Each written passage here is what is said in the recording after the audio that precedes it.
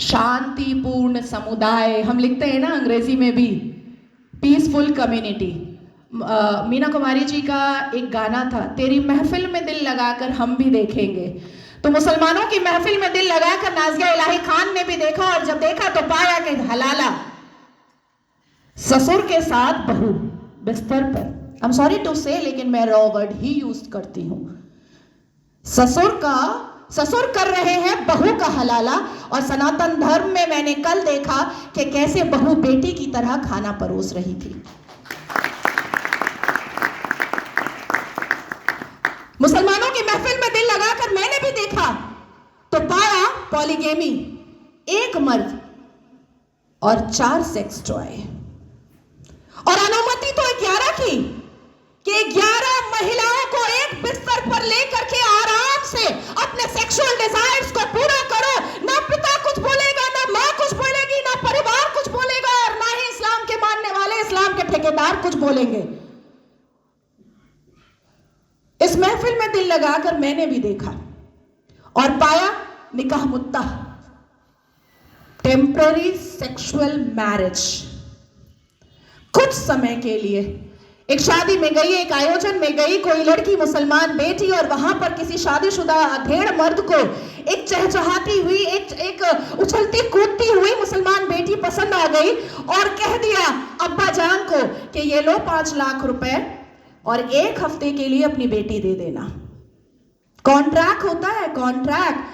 हमने रज़ाकार के आखिरी मुखबिर असदुद्दीन अवैसी को सुना होगा कि निकाह इज अ कॉन्ट्रैक्ट मैरिज।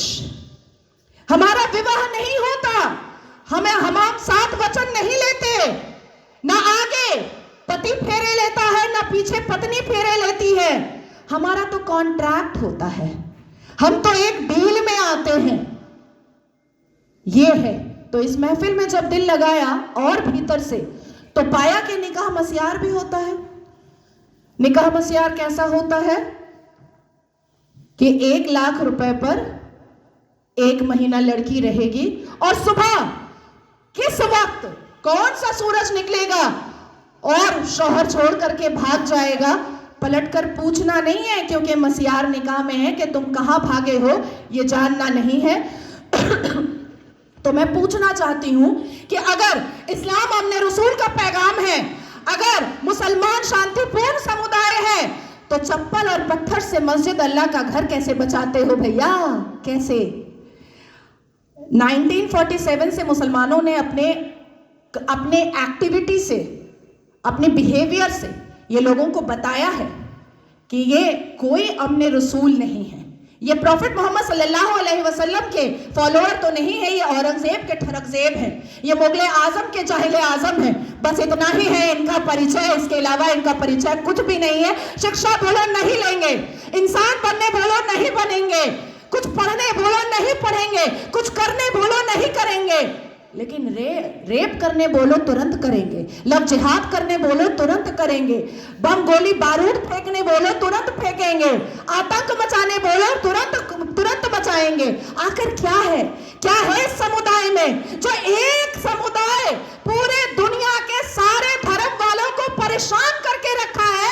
आखिर क्या है राज उस आसमानी किताब का, उस अल कुरान का? राज क्या है जो मदरसों के अंदर छुप कर पढ़ाया जाता है, जो मजार के अंदर छुप कर करवाया जाता है, जो मस्जिदों के अंदर छुप कर सुनाया जाता है, जो घरों के अंदर तरबियत और तालीम में बताया जाता है? क्या है उसका राज? क्यों कहते हैं मुसलमान घर में अंदर ही, जब बेटी छोटी सी होती है और बच्चा छोटा सा होता है, प्रसाद नहीं खाना हराम है, आप ही चले जाते हैं सवैयां खाने। हमें बताया जाता है प्रसाद नहीं खाना हराम है, हमें बताया जाता है मंदिर के सामने खड़े नहीं होना, अल्लाह नाराज हो जाएगा, हमें बताया जाता है कि हिंदुओं के घर का पानी ना पीना, अल्लाह नाराज हो जाएगा, हमें बताया जाता है कि अपने जीवन साथी के लिए हिंदुओं को कभी मत चुनना, नहीं तो घर से, परिवार से बेदखल कर दी जाओगी। क्या है राज? उस राज को खोलना चाहिए।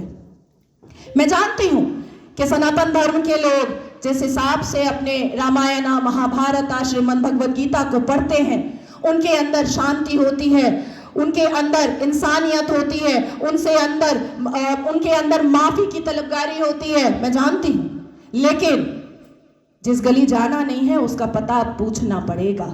अपनी बेटियों को समझाना पड़ेगा कि कोई अब्दुल अच्छा नहीं है।